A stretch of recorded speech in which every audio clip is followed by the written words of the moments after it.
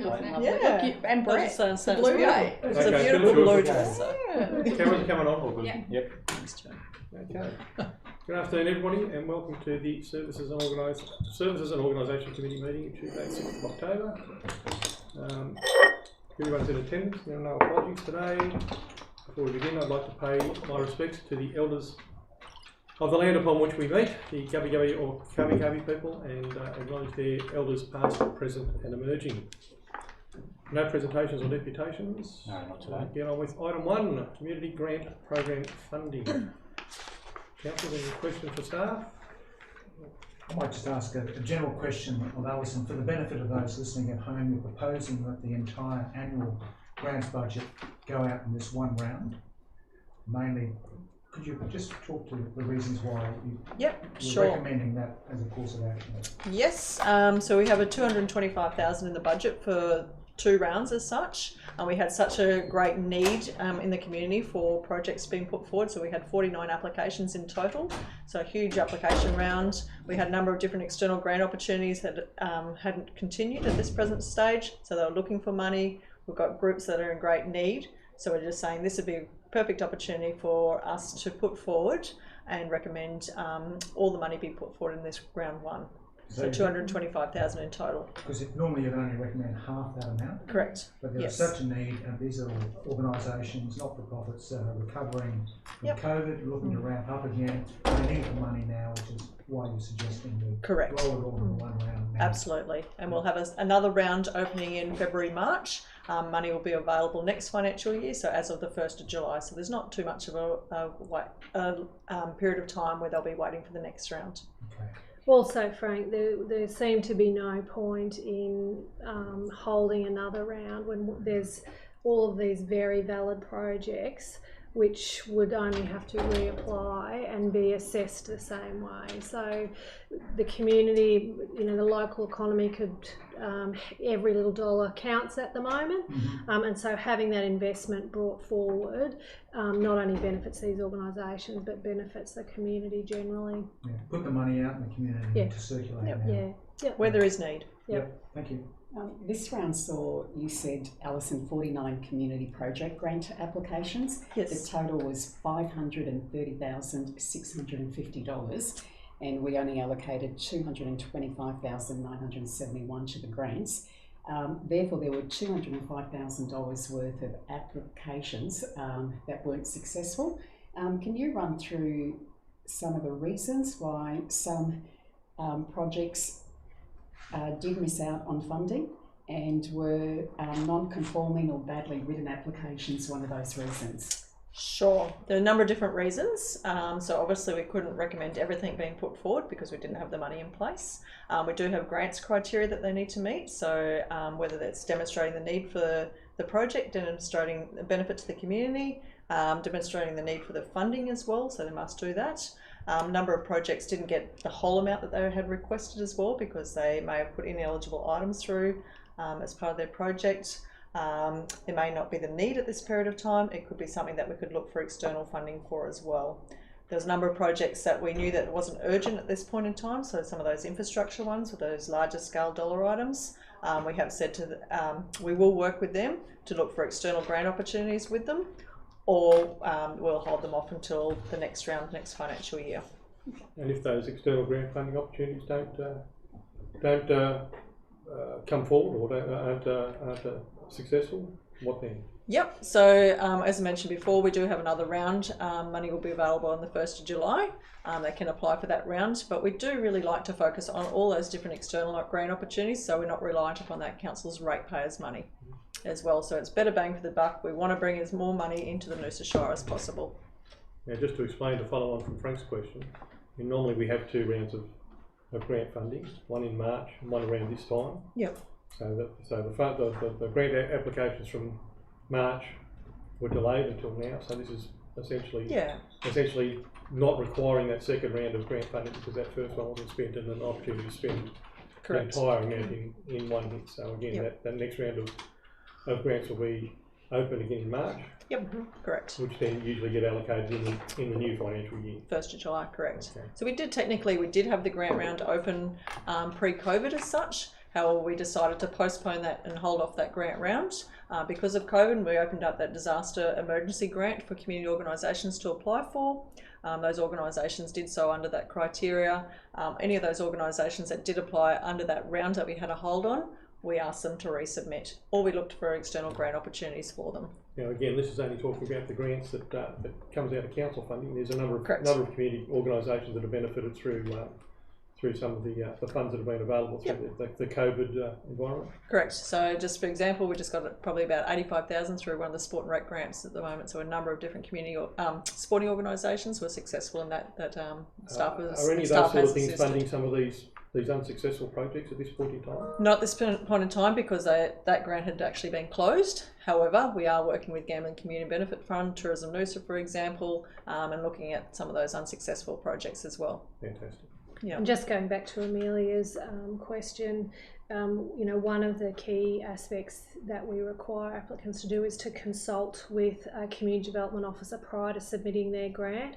So some of the unsuccessful ones are often people that haven't done that because they've not got the advice of the community development officers, and their grant sometimes simply hasn't even achieved the basic compliance that it needs to, doesn't have the right number of quotes, hasn't put a budget in that so that we can see where the funding's going. So one of the pieces of feedback to all of the non-successful applicants is that importance of speaking to a community development officer to give their grant application the very best chance of success. It's obviously, as you can see, highly competitive. That's just making sure they've ticked all the boxes before they begin, rather than finding out once they've made their application, oh geez, we weren't aware of that, or we didn't know this, so we didn't know that. And we are working with volunteers as well, so it is, it's something that... and organisations change volunteers. Absolutely, absolutely. So we do a number of different workshops to try and support those volunteers in their grant writing, whether it's to council or to other external grant opportunities as well. Now again, the other thing that we do supplementary to actually doing grants is we do grant writing workshops, and we do support services for committees and the like with regard to how to be a president, how to be a... Have those been able to be run during... Absolutely, So just prior to COVID, we had our Grants, Networks and Nibbles night, so we had over 100 people attending that session. So not only are we talking about council grants, but we're talking about other external opportunities, whether it's through grants or fundraising opportunities. I think we've run 4 workshops, a series of 5 workshops through the COVID recovery period of time. So they've all been run by Skype. And we've just recently hosted a workshop around social media, working with our community organisations, and we had the ability for people to come actually in-house or over Skype. So not only funding for the projects, but also funding for their resilience and their development as they continue on. Yeah, absolutely. Anything further? Just a quick query, Alison. You mentioned that some of the external third-party grants were put on hold, like Community Benefit Fund. Yeah. Is that the same for some of the philanthropic organisations who do grants? Is that starting to flow through again now? It's starting to flow through, yes, absolutely. So some of them were put on hold, yes. And there's also that inability for some of those organisations to fundraise themselves. So they were put on hold, but we're seeing a lot more flow through of external grant opportunities now. There's certainly pent-up demand there, which they need as quick as we can. And again, with the budget, the feds have turned around and talked about throwing more money out there for opportunities. I don't know if you've had time to read, but there have been any opportunities, Kerry? Do you know if there's been any opportunities for additional funding through what's being announced at the moment? So in terms of external grant opportunities, absolutely. We've been jumping on board wherever we can. There's opportunities at the moment for marquees, sun safety initiatives, gambling community benefit funds, state government funding.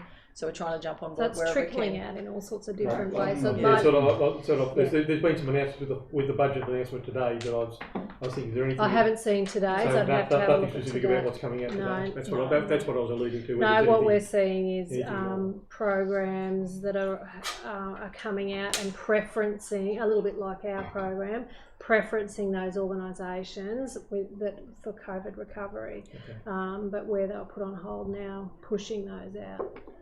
Have we, from the other perspective there, I suppose it's not associated with grants, but have we seen any groups that have been struggling? Absolutely. Yep, 100%. That are going to go to the wall, or have we managed to keep them all surviving through what we've been able to allocate? So sometimes community organisations, it is okay for them to fold as well, so for a variety of different reasons. However, they are generally meeting a need in the community, and there is great benefit them to be here and supporting the community. They will continue to go.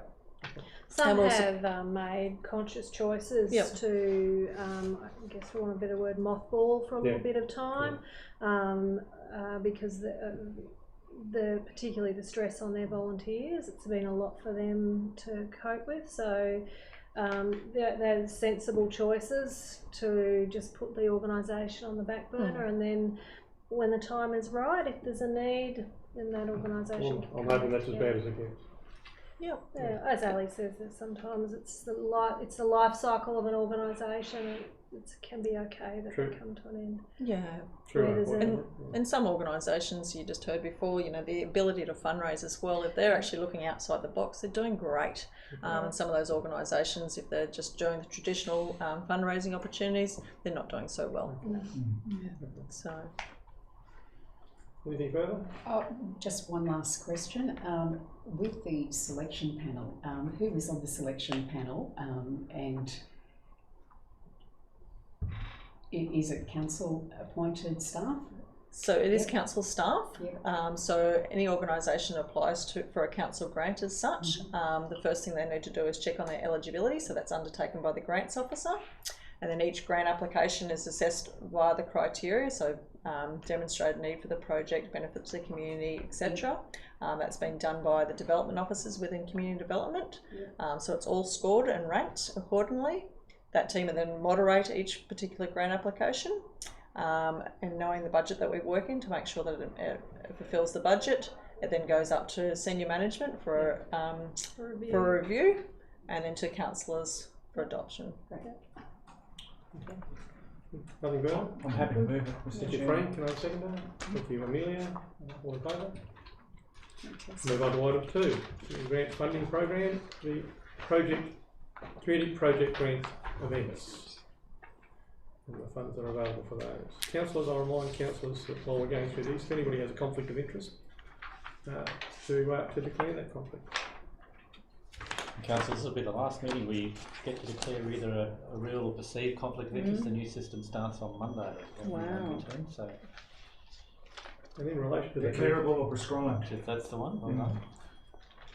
you have to get used to the terminology. Yeah, the terminology changes. So this is the last council meeting we'll have, or committee meeting under this current system. Also, getting used to that new system will allow us to declare a membership where the current system doesn't require us to do that. Is that correct? Go to the training on Friday and you'll find out. No, only executive membership. No, you don't have to declare, but you can declare. Mr. Chair, I may have a conflict with Noosa Alive. I think I've supported them in a recent grant. If that grant was to another organisation, you won't have a conflict. Like if they've applied to state government or something like that, and you've given them a support, that would not warrant a declaration. Would be my advice. Thank you. Okay. No declarations. Is there any questions or any comments? I think I was sort of overwhelmed or blown away by just the level of community participation and involvement, and these projects cover so many areas. We just have a really healthy community, and I'm excited to be part of it, and I wish we had more money to give to these groups, and maybe that is something we can consider when we review our budget, because there's a lot of good causes that have missed out. Yeah, now we do have a fantastic lot of community groups. There's about 300 not-for-profit community groups in the Shire, and most of them are volunteer run too, so the level of work that they do by volunteers is phenomenal. Absolutely. I think a positive element to note in this is that the applications and the ones being funded are for very things that we would ordinarily see. So they're good events and infrastructure. Then it's not funding to save the organisation in terms of COVID recovery. So I think that's a really healthy thing to see, that they're still progressive, positive, constructive things. So And any organisation that isn't approved as such, we'll actively work with that organisation if we see great benefit in the project in trying to attract other grant opportunities with them, or resubmit next time round. You know, these events that we're funding here are typically one-off or new events that are starting up and trying to initiate. Yeah. So that what's not included here are our signature events that we fund through another, just so people understand that. That's correct. I'm happy to move it. Yeah. Second. Seconded, Claire. Thank you. No further discussion. All in favour? Thank you. Move on to item 3. Community project grants for infrastructure. You might explain the for the benefit of those watching, explain that why we're going through several categories here and what each of these categories represent. The first was events, so that's what is eligible in that funding arrangement compared to, say, here infrastructure. What sort of projects we would see under the infrastructure grant? Sure. So the infrastructure grants is pretty much any building works as such. So upgrades to facilities, lighting, any bricks and mortar lighting. Sorry, I've said lighting. Yeah. Could be anything fencing, anything infrastructure related. Car parking. Car parking. Yep.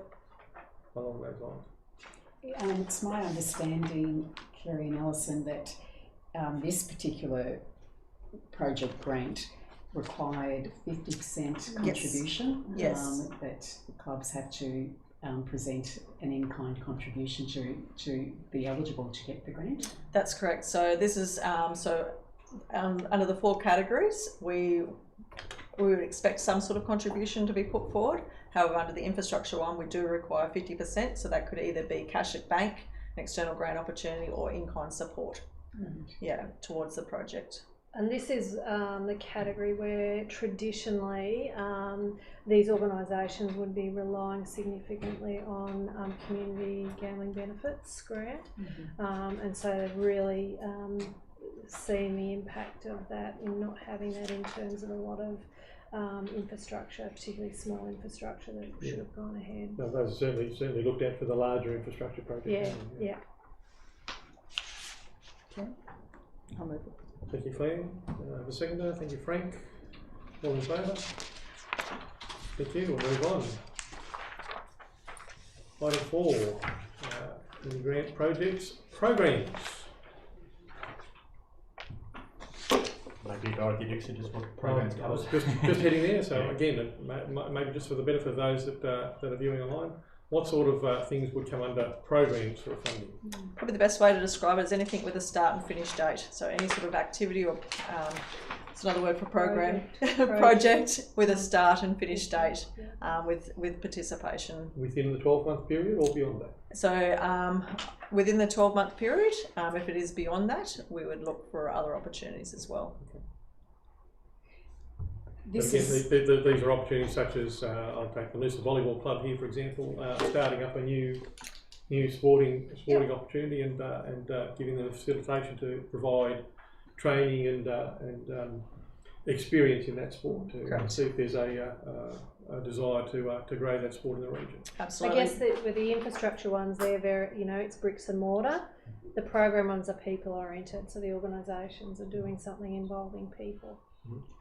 Just a question. For example, one of the projects recommended for funding at the Tyler Kennedy Legacy Trust, which has a stand tall surf therapy program offering therapeutic benefits of surfing for vulnerable children aged 5 to 17 years of age, and has start and a finish date, obviously. But you mentioned the council's event policy was capped at 500 attendees.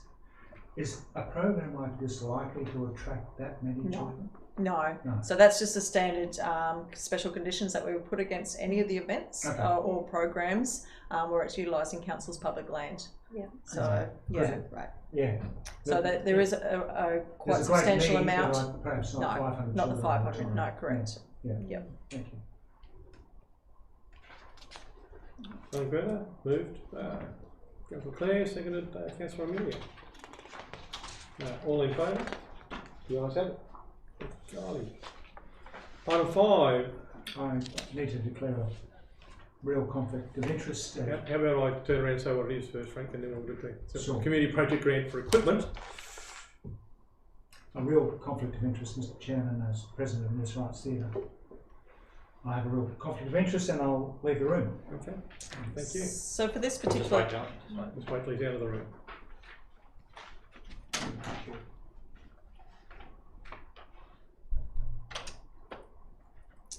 So for this particular grant category as such, this is where we would really rely upon organisations such as the Gambling Community Benefit Fund to fund this type of equipment. We won't traditionally fund it. However, given the time that we're going through with COVID, these organisations are in need, and they've identified this is what they require to continue to move forward.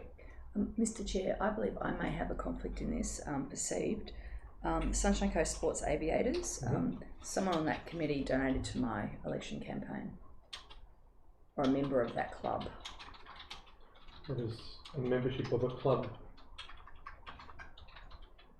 So which one is it? The Sports Sunshine Aviators. Coast Sports Aviators. Second from the bottom on page 14. Okay. And so what happened? One of your donors is a member, I believe, was the vice president. I'm not sure if still is, but a member of the club. That's my understanding. Yep. And so if they're an ordinary member, I don't see there's an issue, but sometimes it can be that if, for example, if they were involved in preparing the application, that might be an issue. So do you have any other... No, I've had no involvement with the club in just an preparing. ordinary member like anyone else. Oh, I'm not sure. I don't know the answer if they have. It's a bit hard to give advice. Yeah. Yeah, Do you want me to shall I leave the room?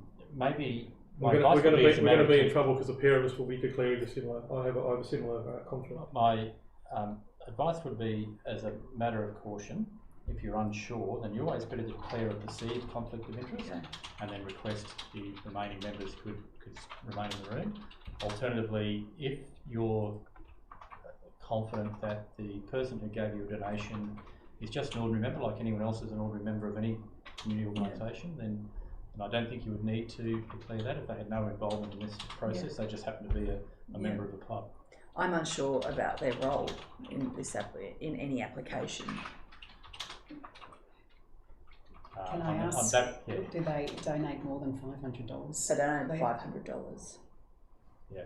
My advice would be, as a matter of precaution, it's up to you. You can either declare a perceived conflict of interest and request to stay in the room, or you can declare a perceived conflict of interest and choose to leave the room. You have those choices, I think.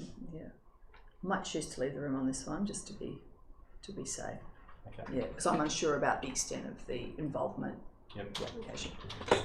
I have a similar perceived conflict of interest.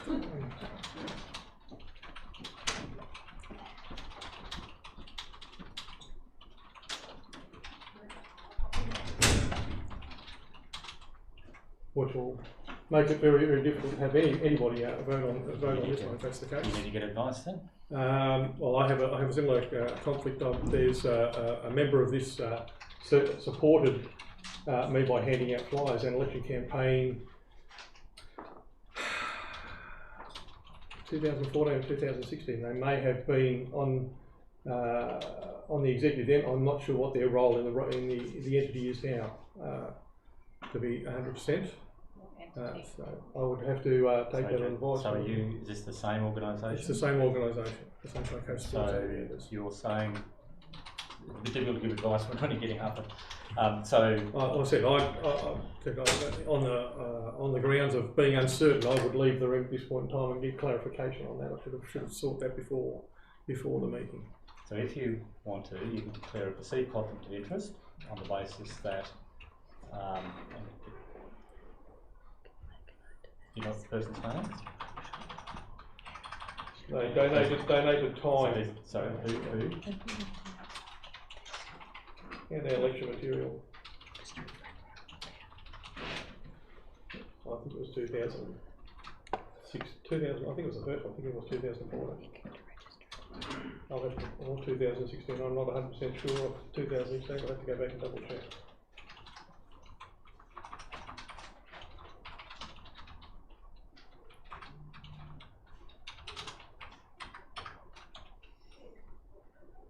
I have no way of knowing if they had any involvement in the green application. What's your proposal? Well, I propose to leave the room. Okay. Just on the fact that I'm unaware. What we do, so. Can I also? Oh my goodness! Okay, I'm going to declare. Well, sorry, we'll deal with one at a time. Yeah. So, sorry. Joe, if you're choosing to leave the room, you leave the room, and we'll deal with Amelia. So then obviously we won't What have does quorum. that leave you to deal with? That's the Oh, question. that's easy. I'll be referring to general committee. Excellent. Okay, I'll leave it read.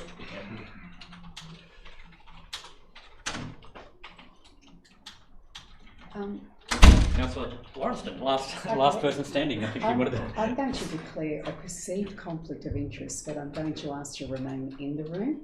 So tell us about. One of the members, and I'm not sure if he's a member or the caretaker, Dave, I'm not sure if you know Dave, No, I don't know that. picked up 2 of my election posters. I don't know what he did with them, but just I left him at the front of the house and he collected. I don't know him other than that, or other than my dealings since I've been in So he council. assisted you with your election, is what you're saying? He picked up 2 of my posters. Not sure what he did with them or where he placed them, but he did collect 2 of my posters, but I don't know him otherwise. And he's a member of the organisation? He's the maintenance guy, but I would guess a member of the Aviator Club. Yep, okay. So So you're declaring a conflict of conflict, but I'm going to request to remain in the room. Yeah. Okay. So at the moment we don't have a quorum Really? to do that, and so the remaining councillors aren't able to make that decision about whether you stay or go. Yep. Given the number of councillors who have removed themselves and the lack of quorum, what I will do as CEO is refer this matter to the General Committee meeting on Monday. Yep. So there's no decision that this committee needs to make in that sense. So Kylie will just record that the matter has been referred to General Committee due to a lack of quorum. And when the other councillors come back in, I'll give them some advice about the need to consider matters before now. Okay. I'll go and get the remaining councillors back in.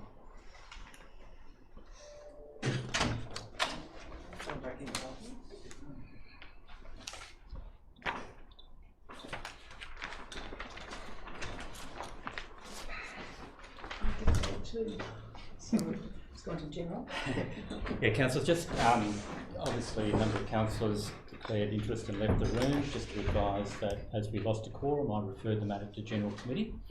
Can I also suggest that in the future it would be a good idea to have a talk or seek advice beforehand to think these matters through. And in fact, from next Monday, with new legislation, you've got obligations to put that in writing beforehand. So, and that's what we'll be using. So, it's probably a salient lesson today to have a look through, work out what you've got conflicts on, put it in writing before the meeting, give the notice to myself as CEO, and then we can deal with it in the appropriate way. So that means you can break this particular item up into different segments? No, it just means that you give advice based on the facts, and you've actually thought through beforehand what the potential conflict would be, and you've had to reduce that to writing. That helps crystallise the mind about what that conflict would be. You're required under the new legislation starting on Monday to give that written notice to the CEO as soon as you're aware of the conflict, and then we can then prepare for a meeting to say, well... My question was more a practical one about getting a decision made and having a quorum. Like, would you break up all these grants into... Well, we've done that to some extent already by putting it into different categories. I don't know that we'd then go below that into within the categories. I think we'd just keep them at a category level. Okay. Okay, do we... Move we on to don't the need next to do item. anything further than that, so we move on to item 6. Go Noosa peak period traffic management please 2021. My understanding is this has already been asked to be referred Thank you. Yeah. I'll just double check it's not missed to General Committee, but if you can, we'll give the opportunity to ask any Other questions, information? gather any more information before Monday's meeting. I would like, Mr. Chair. Hello, Adam. Hello. Hello, everyone. Thank you for the report and all the great initiatives outlined and proposed for Christmas. I get the sense that we're being asked to speculate really about what COVID restrictions will be in place for Christmas and make a call about whether the free buses as part of the whole network will be required or not. So in order for us to have a better sense of what we may or may not be approving on Thursday's ordinary meeting, on Monday could we have a bit of information about what the cost would be if we also included the free buses for the entire network? The costs of that, and how that would affect the funds in the levy, the residual funds. There's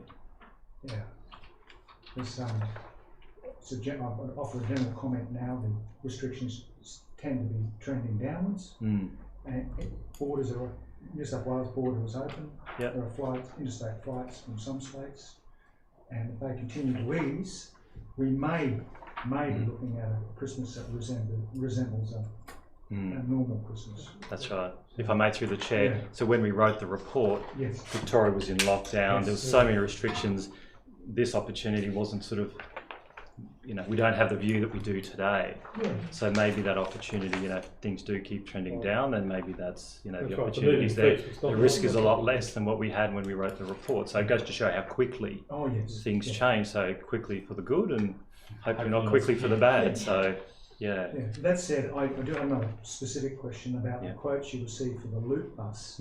Are those quotes based on what their perceived passenger numbers will be? No, so you basically provide the service, so it's regardless of whether they're full or empty. Okay. Yeah. Thank you. So, I thought maybe if they're expecting them to be less full, no. miss out on less passenger revenue, so they may perhaps charge less. The cost to run the service. That's very wishful. Yes. That was along the lines of the question I had too.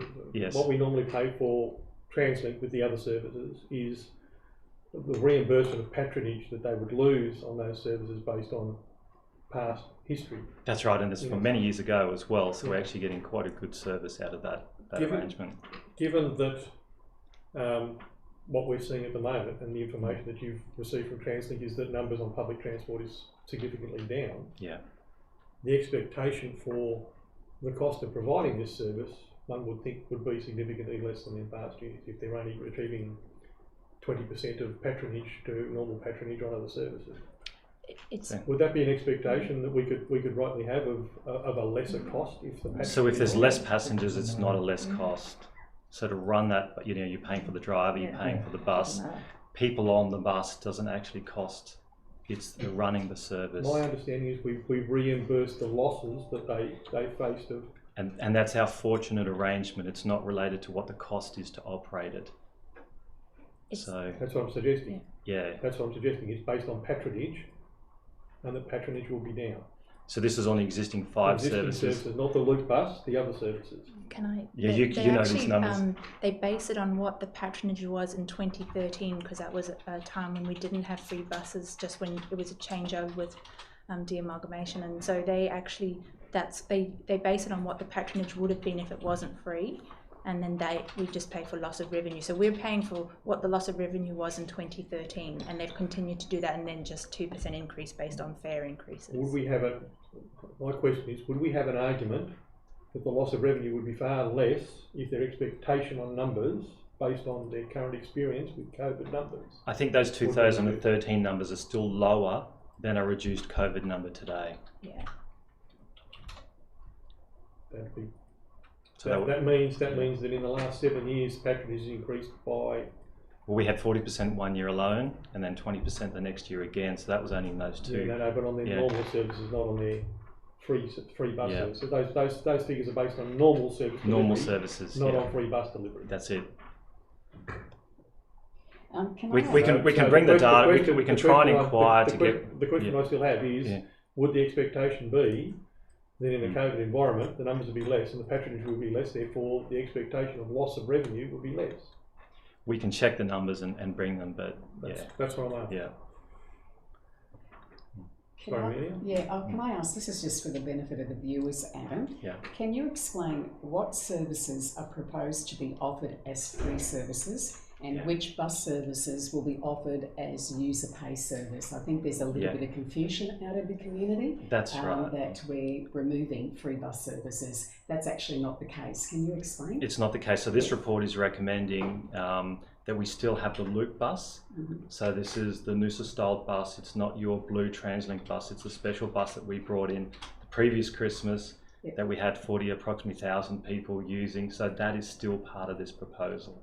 As a free bus. As a free bus. So the other services in this report are not recommended as being a free bus, but they still operate. So they're still operating Peregian all the way through to Kin. You've got a go-kart. Coran, but yes. Coran, you've got a go-kart, a kid can get on board for $2.70. Well, they're free on the weekend as well. And free on the weekend. Exactly. So it's just the loop bus that we're proposing. But again, I think we had 40,000 people, and I imagine that patronage, without COVID would be growing.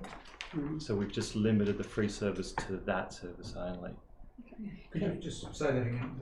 A service is free on a weekend? Yes, Joe, you probably know the details. It's worth saying again if you have and again and again. So students, so someone with an orange go card, so it's up to 14 years old, can get on a bus for free on the weekend. This is 100, every day of the year they can get on.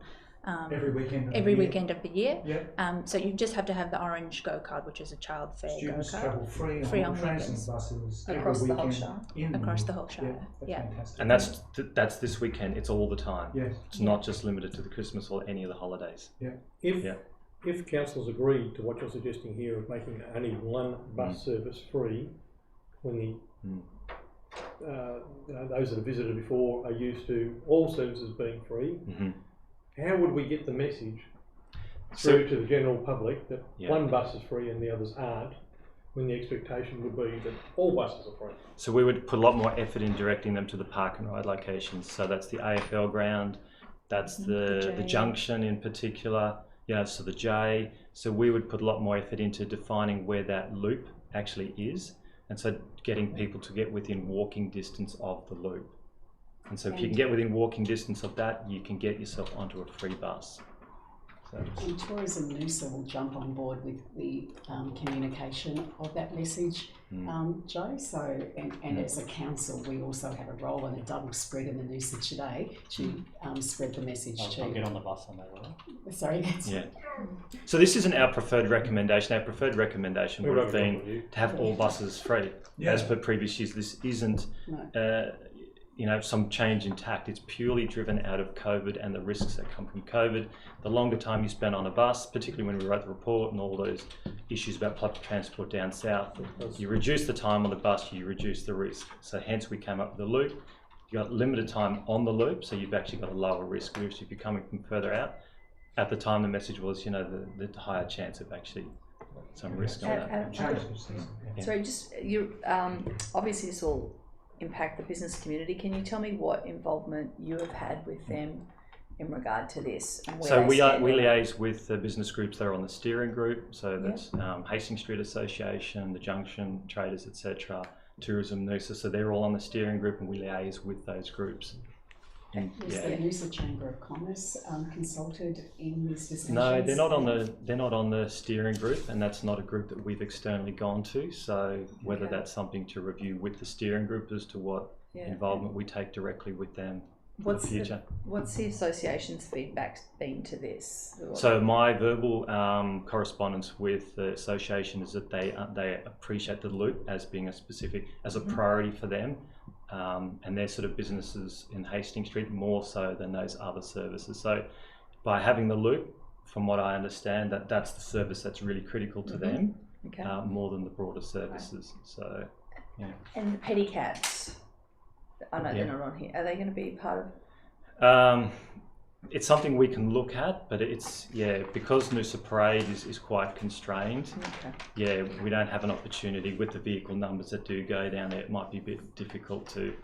We'd like to look into that, but when we started looking at some of the vehicle numbers, it's quite difficult. Can I talk about traffic controllers, Adam? Yeah.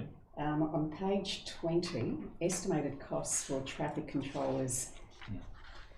Or estimated cost for the period of 12th of December to 26th of January is $75,000. I live in that pocket of the world, and over the last 3 days I've been taking special notice of the traffic controllers. I think that's an area we desperately need to review. There is no way we need that many traffic controllers just sitting on the side of the road doing nothing. I think that they serve a purpose, and they're absolutely needed in the Laguna, where Laguna Jacks is, in that precinct, to control more pedestrian flow than traffic control. But the other 4 traffic controllers just think that it's seriously an area we need to have further discussions about. Yes, it's one of those things. When we first started traffic control, we had very few, and then we found by only having about 3 or 4, it wasn't enough.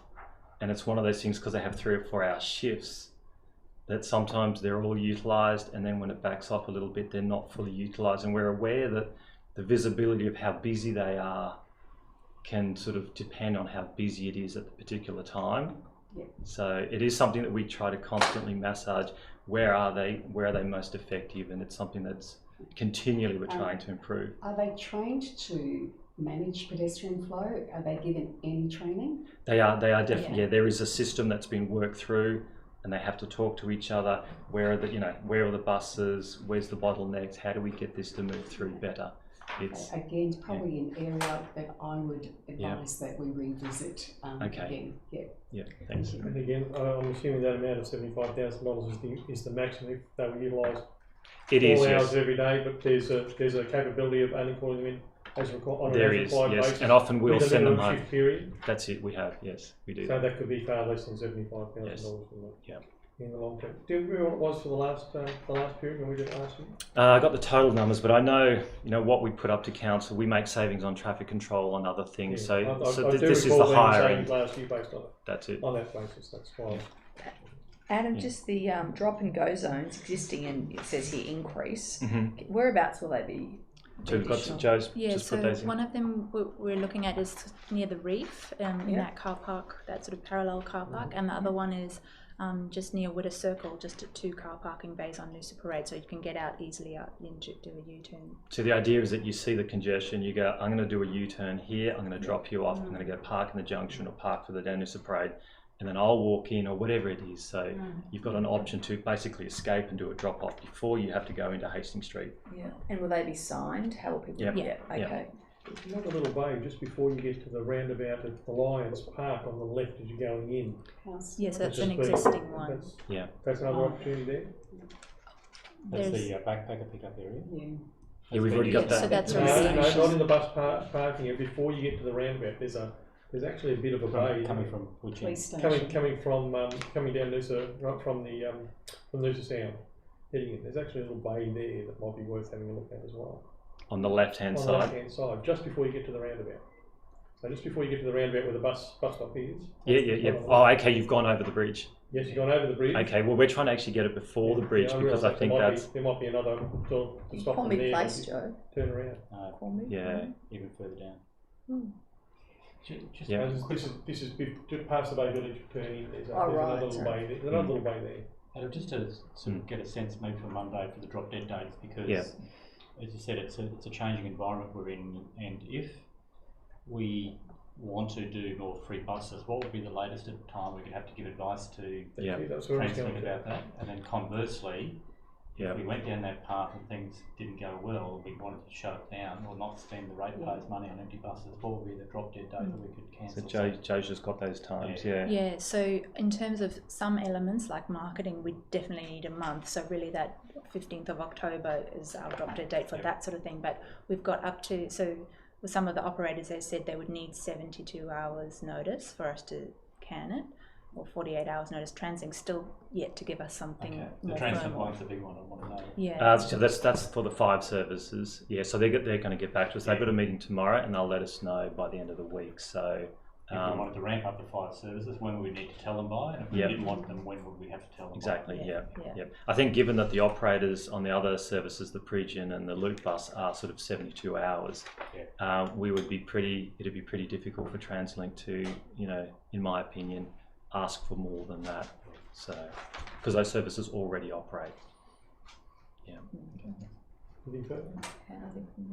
Just one last question. I think somewhere in the report it states that in the buses, and I know this was, the report was written, as you said, when COVID was at its height.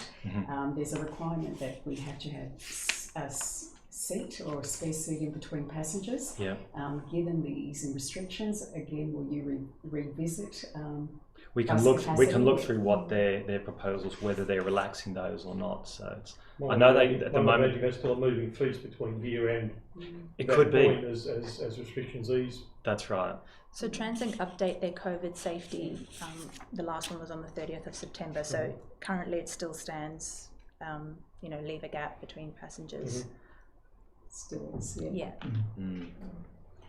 Sorry, Councillor Finzel. Yeah, I just have a question despite what is voted on with regards to the amount of buses.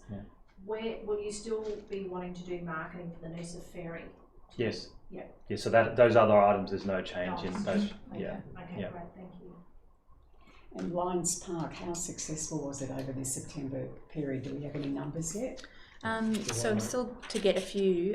The lowest was 28 cars. The highest was 216. Wow, That's what got so Just far. 28 yesterday, Joe, just out of curiosity. No, it was I think it was like a Wednesday second week. So long weekend. this long weekend was the Friday 151, Saturday 215, Sunday 208, and then Monday 160.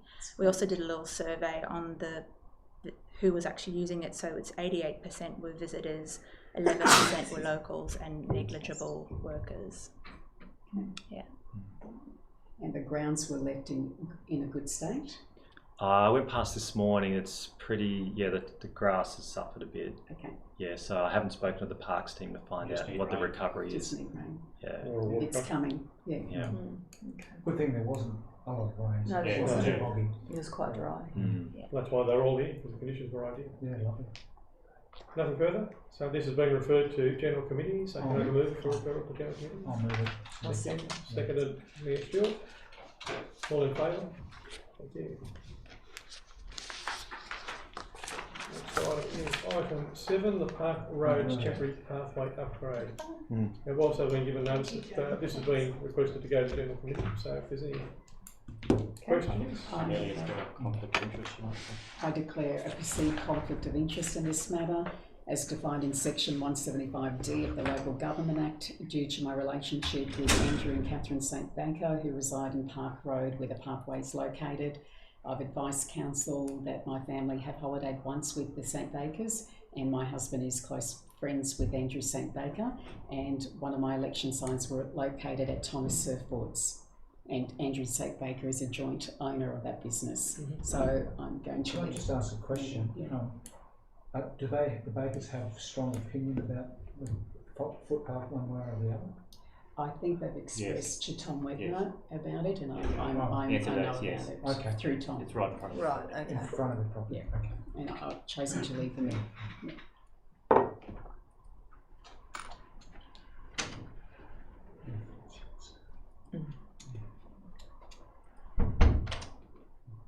Okay. Any questions? So, In the peanut gallery back here, I'd like to stay, but I would like to talk about the conflict of interest that I have in this one. Is that possible, you guys? Because I'm not. Well, as you're not at the table, and you said if you have unless you ask the question, I would imagine. Yeah, normally, as an observer, if you're in a meeting, you have a conflict, you should really leave the room. That's the normal practice. I don't know what your conflict is. I haven't been advised of it. Must be the day for it. But if you do have a conflict of interest, then you should leave the room if you're an observer.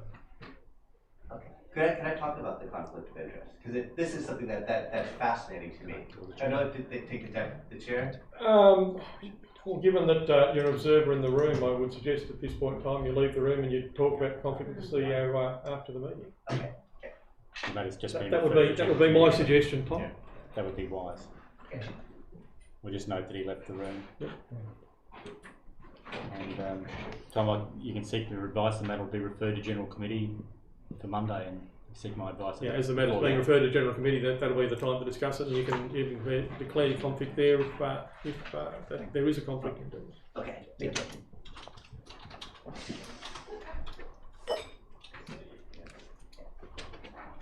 I have a general question, Mr. Chair. I've got a question for the CEO before we progress. Okay, your boss. With regard to observers in the room, as other councillors, should we declare they're in the room when the meeting proceeds? They're recorded in the minutes. They are? That's all I wanted to know. Thank you. Sorry, Frank. In regards to all the options that I know, sorry, there's so many. Option 5 is a recommended option, but it's the only one that complies with, you've said here, the AS2156, the old AS2156 standard. Oh, yes. One of my favourites. Exactly. I expect we all know it. I disagree, it's the only one. Item 6 would also comply because there'd be no pathway there. Removed. Because there'd be no pathway there. So all the other options, 1 to 4, if they were to be acted on Mm-hmm. and there was an accident to occur on this footpath, would council be liable because the footpath does not meet any this standard? I would expect that would be used, you know, only if the handrail that would be involved. considered if there was a claim on council. So what you're saying is, staff members, you can't recommend a pathway that doesn't comply with the appropriate standards. Exactly. Yeah. And the other option is to remove it. Yes. And did I understand correctly that the cost of removing is more than fixing it and making the existing pathway to standard? Correct. Thank you. Can you remind me what the cost of the installation of the pathway was, the temporary pathway? 103. No, the temporary pathway. Oh, it was about 71 or something like that. So and again, we originally went from, if I may through the chair, we originally were thinking about gravel and scaffolding and things like that, but when the contractor reviewed that with their safety team, they said you've got 600,000 people are likely to use this over 9 months. That surface treatment isn't sufficient to put that many people on for a temporary infrastructure. So you had to, at the time, go to a concrete surface to ensure you don't have an accident. But removal would cost more than the installation? Yes. Well, you think about how delicate you have to be to... Okay. I thought you're pulling concrete to turn around apart and put it in the first place, but anyway. Yes. But anyway, the other, what was the other question I had? I just lost my train of thought. The pathway being temporary, it was done to a standard that would last 25 years? No, so the one that was built Yes. was of a standard that would suit for the construction period. That's what I thought. Yes, but now that construction period plus the 2-year defect period is now close to expiring. So now we're at, that existing infrastructure. So we had, sandbag edges, timber handrails. Those things are getting to the end of their life. So if we wish to consider using it, continuing, we should get to a standard, and those items will have to get a... Okay, so I'm trying to clarify what the $103,000 would buy. Not only would it remove the timber handrails with aluminium handrails, but it would rectify all of the temporary structures that are in place with more permanent structure. That's correct, yeah. Okay. So the path itself would stay as is. There's no change to the floor surface. There's some engineering protection of the batters, and the handrail would be improved. Okay. Yeah. So my question originally was that the pathway that has been installed, even though it was a temporary pathway, it's only the handrail and the batter that was essentially temporary. Everything else was built to a 25-year standard. Yes, except for the edge protection. Yeah, got that. The pathway surface is fine. The pathway surface is built to a 25-year standard with everything underneath. Okay. Yeah. Adam, is it disability compliant? No, we've got steps. So under those standards, you can still have a standard that meets having steps, but it doesn't have disability compliance. But you've got disability compliance on the current boardwalk, so there's the opportunity is to get down to the current for disability compliance, one would think. No, so the topography of where we've got this temporary path, it's impossible to have. It's basically what a they call a person hardship. wouldn't They wouldn't even be able to get down to the other pathway. They'll to use get disability others. compliant access from point A to point B. They'll use the other pathway or the car parks. So there is an alternate disability compliant pathway that gets you to the same location, is what I'm saying. Yeah. So without going through the whole Park Road boardwalk, we don't have wheelchair compliance for full length, but there are sections where you do have wheelchair compliance. Yeah. Okay. Mm. Any further? I'm happy to move it. I'll second General just because I haven't. So all in favour?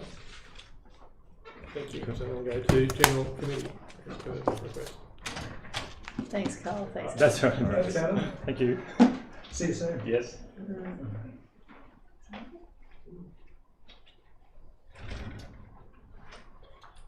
Go on up, Lee. Thank you. When Amelia comes back. Yeah, just coming.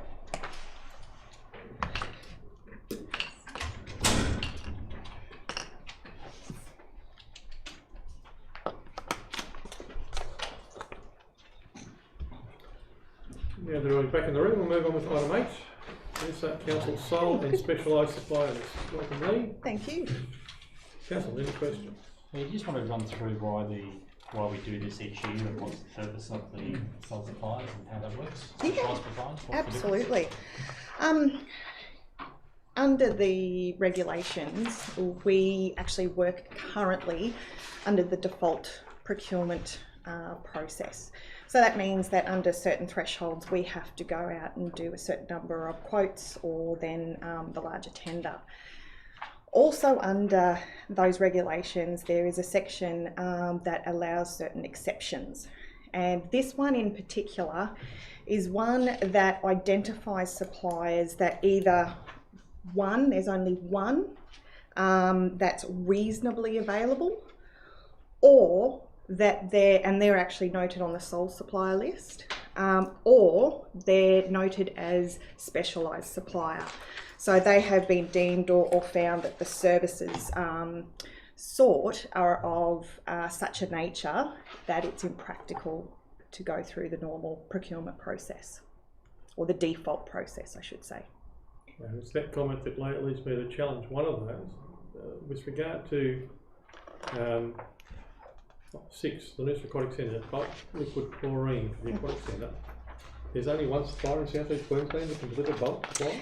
It's not that there's only one supplier. I've got to say, they're the only ones that deliver to every commercial pool in the region. So with that one in particular, if I can just have a look at that's what it says. It says supply and deliver are the only known supplier in South East Queensland capable of delivering chlorine in the format and quantity required. Page 37. Thank you. Page 37. That's what it says in there, and I found that a very... They'd be awfully busy delivering to every single pool in South East Queensland of a commercial. Their delivery method, that they decant directly from the truck into the storage tank. And it's the format as well. Yeah. So they're the only supplier doing it that way.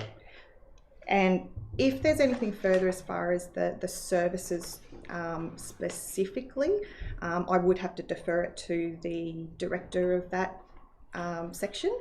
However, we can check that one for you, Joe. I said I'd be asking you that, if why we do it in that way. What are the other options, and is there a more efficient and effective methodology for the future that could be looked at if this is the only supplier? Does that put us under an obligation that we get chlorine at the right price? I can certainly take that and review that further for you. Can I ask some questions in relation to the Noosa North Shore ferries? Has the ferry services contract ever gone out to tender? Yes. It has. And it's due again in the next year or two. Oh, okay. So why is it listed as the only ferry service? No other ferries offer this service to the Noosa North Shore. So what service are we referring to?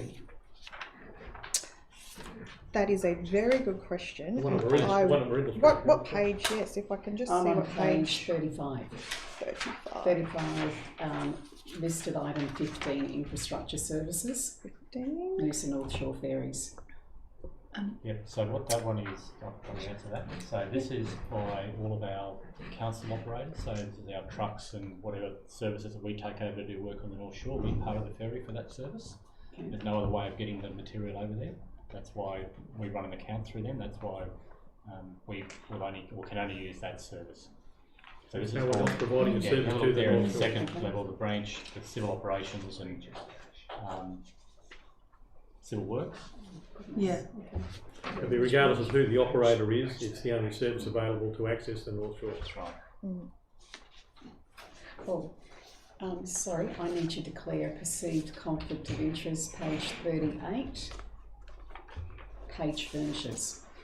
My husband works at Page Furnishers, so I will step out. He's an employee. Thank you for acknowledging that. Sorry.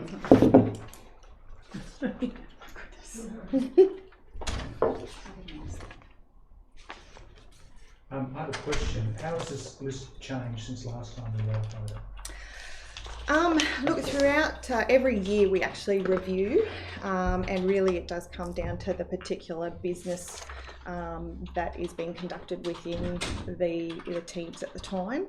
So there have been some that were removed and some that have actually been added this year. I couldn't tell you exactly which ones just by looking at that today, but I can certainly provide that to you should you wish. Looks a little shorter than previously. We've got other arrangements in place, or we've streamlined the list a bit more. Yeah. Yes. What we've done in the previous years, my recollection. Absolutely, yes, most definitely. Yeah. Could I ask a general question then about what are the circumstances under which a supplier may drop off the list and new ones come on board? What are you looking for? So basically, there can be certain services that come into the market throughout that 12 months that then shows that we can actually go out for, say if it was on the sole supply, we could go out for competitive quotes. In particular, what we found this year, we've had the introduction of the new procure to pay system, which has given us a really positive outcome, identifying those types of services that don't need to be on the particular list, and those that actually do require to be on the list. So it's provided us with both positives in that sense. Yep, all right. Hey, just with regards to the Noosa North Shore Ferry, I'm not sure if this is the right time to ask, but it has been brought to my attention 2 questions. One is about customer service. And with the ferry, how do we work out, or who controls, like if they update their operating systems to include like PayWave as opposed to cash? And secondly, who manages the price increases? Councillor, I would say that's not relevant to what we're dealing with here. We're dealing with a specialised supplier supplying a service to council. If you want to follow those questions, Michael Shea would be the one who can answer that. Okay. Michael will know Thank the answer. He manages that through that area. So. Not quite the issue we're dealing with regard That's to. all right. Yeah. Thank you. That was more about when the contract comes up for renewal for the ferry service provider. Oh, okay. Yeah. Thank you. The service that is provided to council in allowing access to the ferry or utilising it via an account system for operational purposes. Thank you. I similarly have a question about the use of G. James as the only supplier that can provide street litter bins that have that capability. I think there's a question there with regard to how long we continue to use one supplier and we don't look at other alternatives, and perhaps looking at look and feel, but that's a question for me to challenge staff on. I did notice in executive service we turned around and looked at newspapers. I didn't see the Noosa News listed. No, so due to the changes that have happened over the years, or last year, where that particular paper went electronic, I actually haven't added that on here from that perspective. However, well, I find it odd then that we have the Coolum and North Shore News and the Advertiser when they've papers of the same ilk that have gone the same way, as I understand. At least the new one of them has. The North Shore News has, but not the Advertiser. I said at least one of them has that I'm aware of, and I'm not sure what the status of any of the other. Has the Gympie Times gone the same way as well? I know that all the APN papers should be reviewed in that regard. I would have thought if we're going with one, what's the situation else? But how do we? But then how do, if we've got no other means of communicating in the Gympie Times and at least with Coolum and North Shore, we've got 2 papers listed there, and the news is now being facilitated by Noosa Today locally. So the criteria is you're going with the papers that still offer a hard copy. we must actually, as part of legislation. Yeah. So that would be my question. Are all those papers still being delivered in a hard copy format? Yes, and I will take that on notice and just make a review of that for sure. One there that highlights for me, and the second one's a possibility in that regard as well. And is it, Eastern Beaches is the new one, I believe. It's coming in. It is. Eastern Beaches, it's a hard copy. Yeah, there are some some variations on some of the others where they have been there before, now offering a hard copy. Okay, thank you. That's the only other question from me. Anything further? All right, do I have a mover? Councillor Wilkie, seconded Councillor. Stuart, thank you. Sorry, I was thinking Councillor Mayor. Councillor Mayor. I just, sorry, I just couldn't get the title out of my head.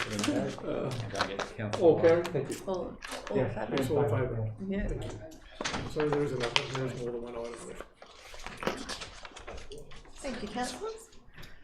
Good Thanks, Lee. Never walked it, please. Thanks, Sorry. Lee. Try to That's say all right. council. Thank you. Item 9, council meeting scheduled for 2021. Councillors, I want to thank Kylie for putting all this together. She does a great job in pulling the calendar together and preparing the report. So, thanks. Thank you, Kylie. Yeah. Kylie, I have a question, Mr. CEO. I'll pass it on. Just in January, Yeah. do we have a date for our P&E and our No, services? so what we normally do, because the holiday period goes in that first week or two and not many staff are here, Yeah. we tend to find there's not many reports every January. There's Okay. only normally half a dozen if that. So what we do Okay. is just run the general committee straight to council. Got it. We don't run Okay. those first two. Terrific. Less work. Yep, perfect. Thank you. And just worth stating, aloud for the benefits of those who may be listening, the council holds at least 2 meetings off-site, ordinary meetings off-site. The ones in the hinterland are well appreciated, but we haven't specified when that will be until COVID abates, or we can Yeah, we've done that. informed decision. We've done 2 every year for the last probably 5 or 6 years in the hinterland and all points. We haven't held one obviously since the COVID period. Once things settle down, that is certainly the intention. We'll bring a separate report to council to look at where we might like to go for those. I think we've been to Kin, we've done 2 in Koran, we've done 2 in Pomona, done a couple in Karoi, we've been to Federal, we've been to Sunshine Beach, been to Phrygian, and we've been to Noosa Junction, I think. We've done Kinkin as well? We've done Kin. Yeah, so I think we've done Boring Point as well. So there's probably a couple of others we haven't done we could have a think about. Yeah.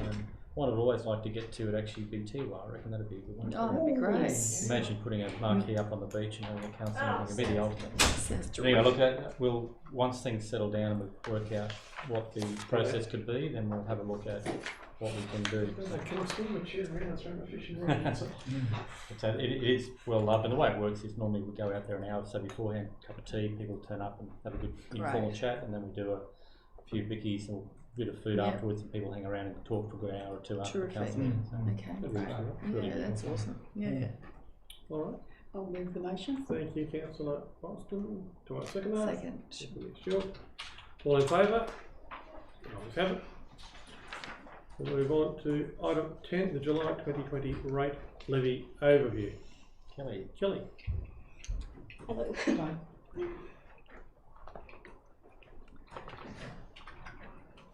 Hello, Kelly. Hello, how are you? Good, thank you. Are you happy with the amount of money coming in? Revenue?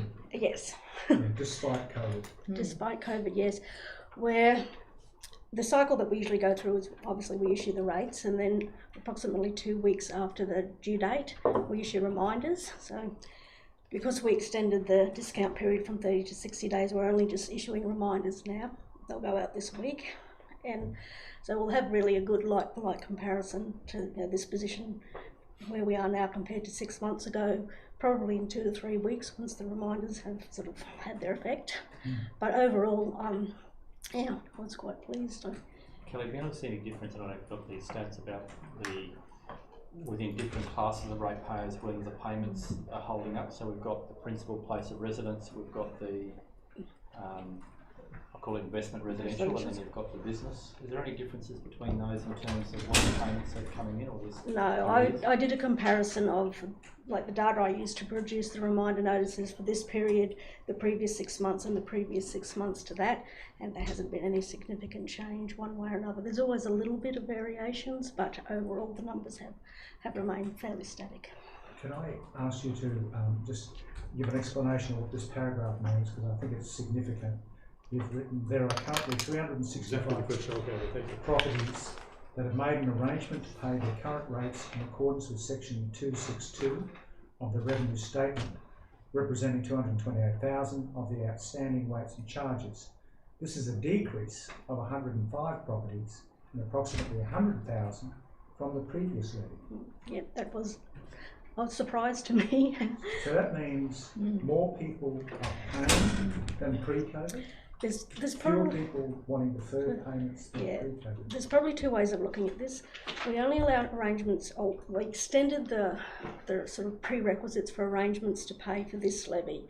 Usually to get onto an arrangement to pay, they have to have nothing outstanding from the previous levy, and they have to commit to paying the current levy within the current 6-month rating period. And we also had previously restricted it mainly to residential properties. Given the implications of COVID, would actually relax some of those restrictions, so they were allowed to have rates from outstanding from a previous period, and we did open it up to all ratepayers. But yeah, that didn't actually, like I said, have a big impact. What we don't, I guess the problem areas are the ones that had arrears or were in difficulty prior to January, prior to COVID hitting, and they didn't qualify for to make an arrangement to pay. All it means is that we don't charge them interest on the current rates that are outstanding. So there are still quite a few properties that were experiencing financial difficulties prior to COVID, that still are. Some of them are doing okay, some of them have taken advantage of the superannuation, access to the superannuation and other things. So, but yeah, it did surprise me that overall the formal arrangements to pay where we actually stop interest have decreased. I actually thought that was a typo. I was going to ask the same question. I looked at that and went, surely that can't be right. Trust me, I double checked the figures because would part of the reason have been because we extended the period of payment?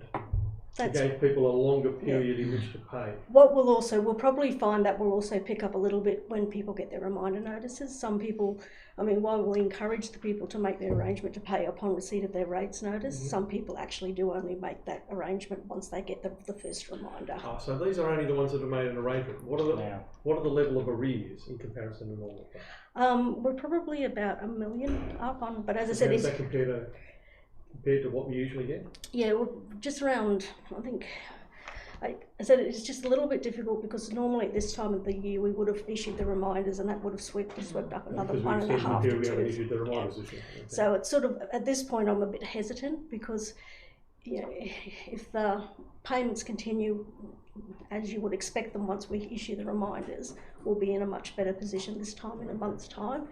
But if there is actually hardship and people don't respond to the reminders like they normally do, we'll have a better picture. Sort of that was the figure I was looking for. Was the number in arrears? Yeah, like I said, it's still going to fluctuate a little bit over the coming month. Now that the arrears should, they should decrease by 1.5 to 2% between now and the end of the month if people respond as they have previously to the reminders. So that then may drop it back make down. a difference of these 105 properties. We may get that increase again once those reminders are gone out. People suddenly say, "Well, I can't pay. Can I defer?" Or so probably at what that's probably the bearing. They haven't. Yeah, they've had a longer period to pay.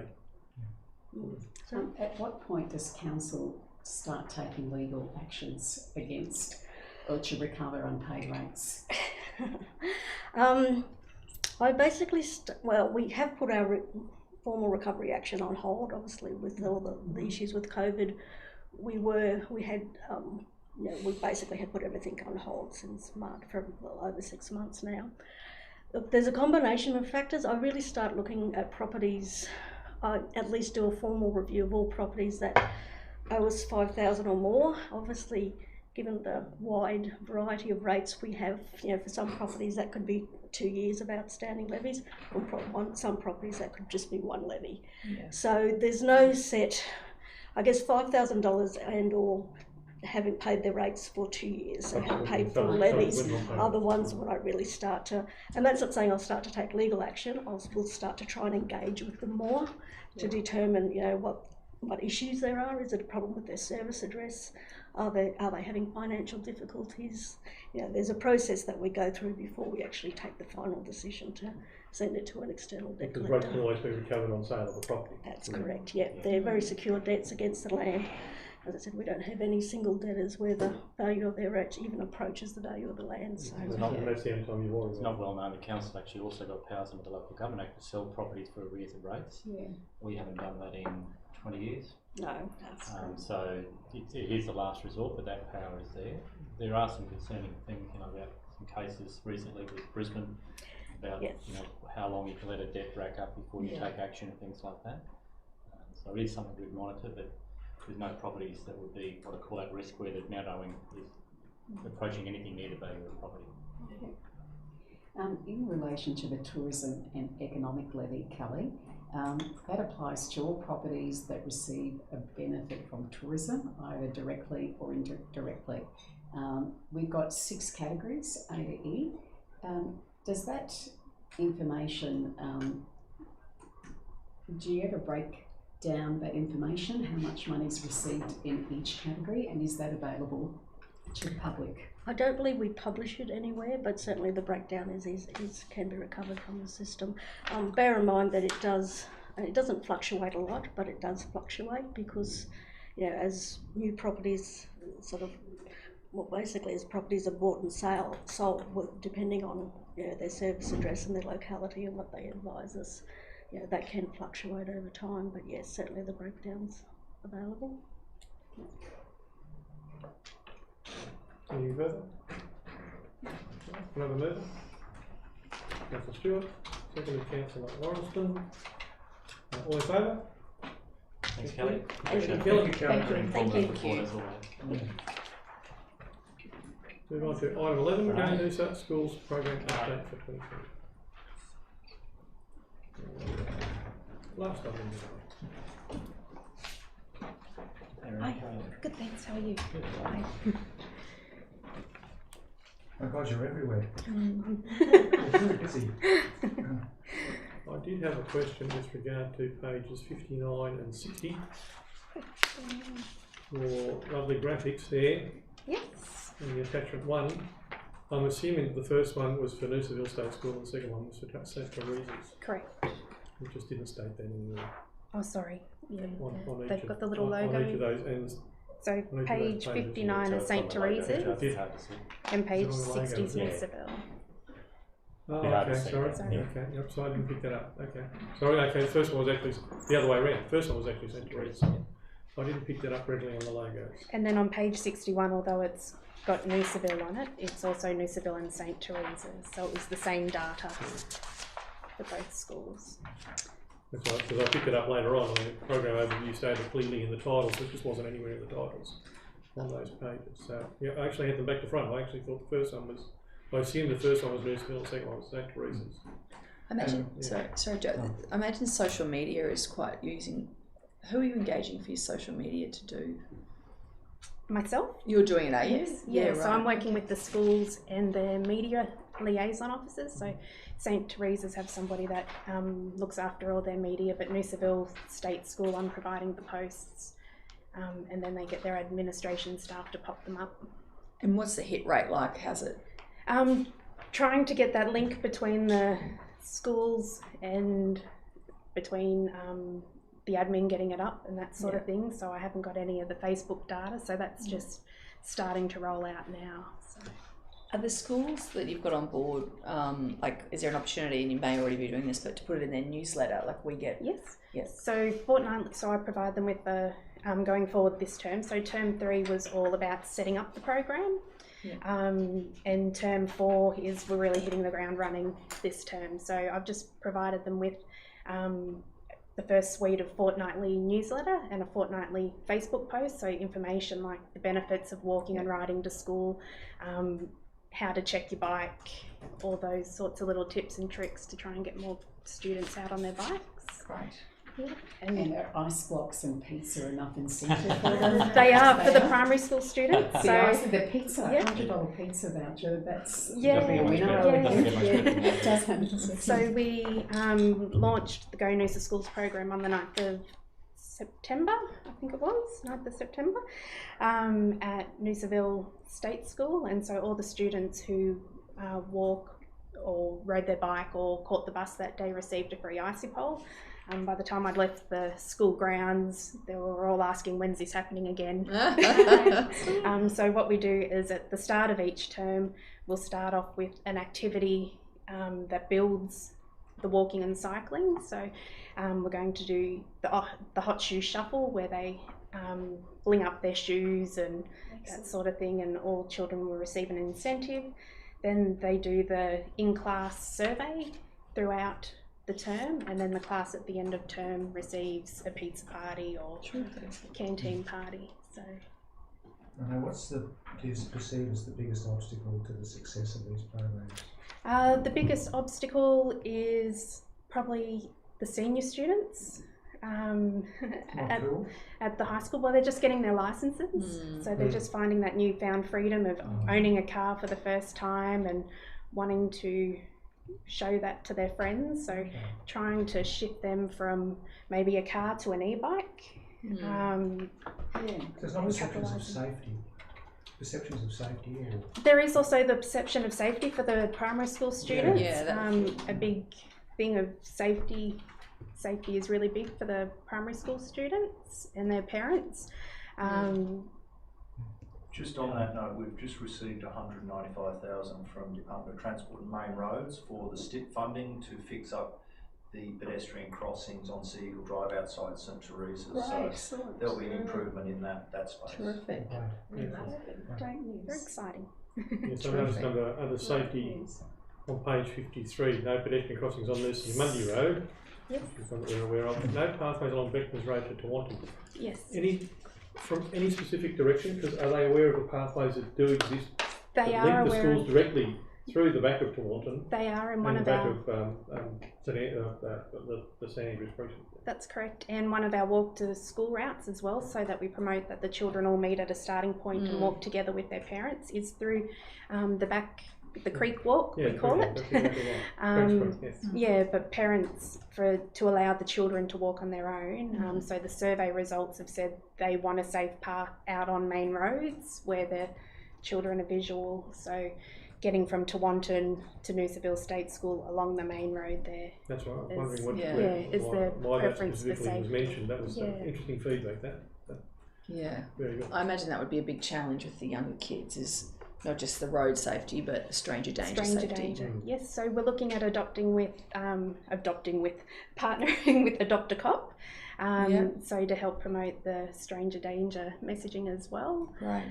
So they're already active in Noosaville State School and have been doing some work. And while I was out at St Teresa's, they for the 5-week health and wellness program, they were also there at that time as well, just giving overall behavioural messaging. So we want to tap into that and really look at the stranger danger, because even for the high school students presenting to the year 7s,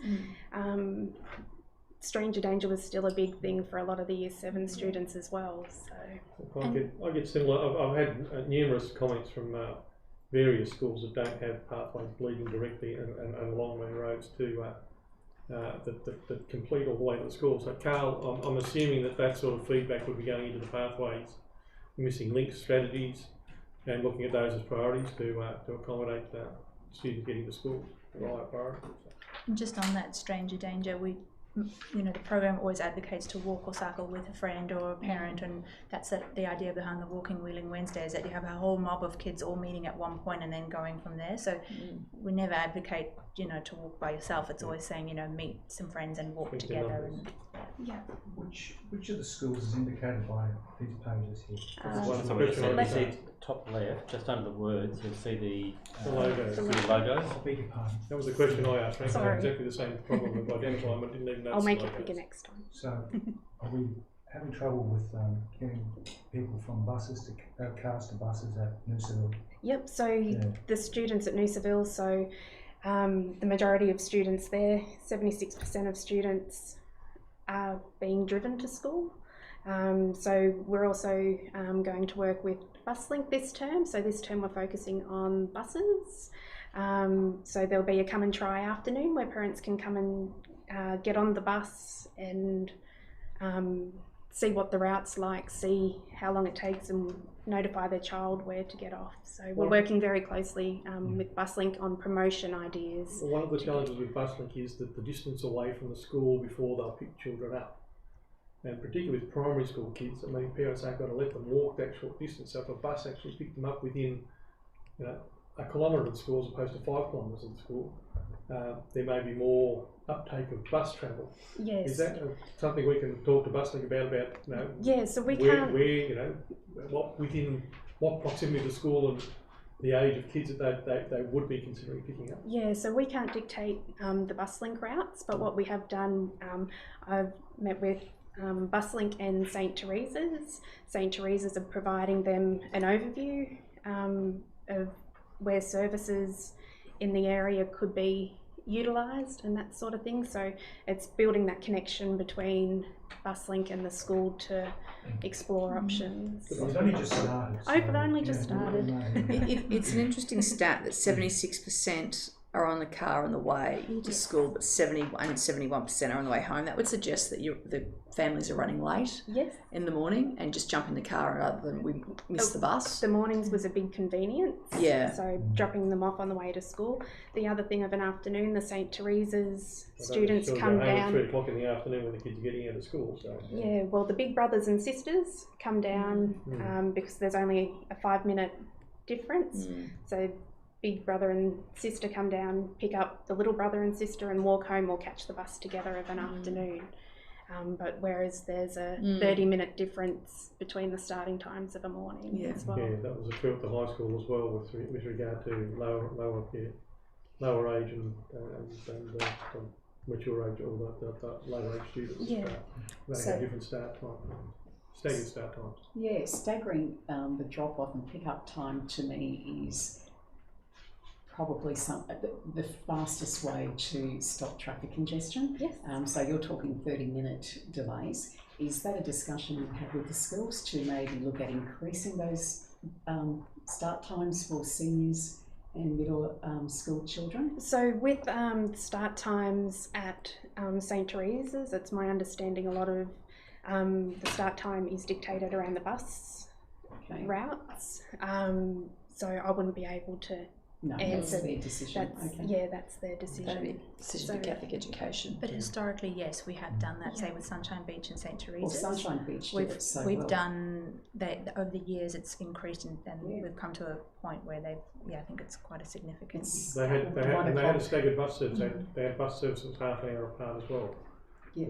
Adam called at a different time in his early year 7, 8 and 9 and 10, 11, 12 called at a later time. Yeah. Until that car, but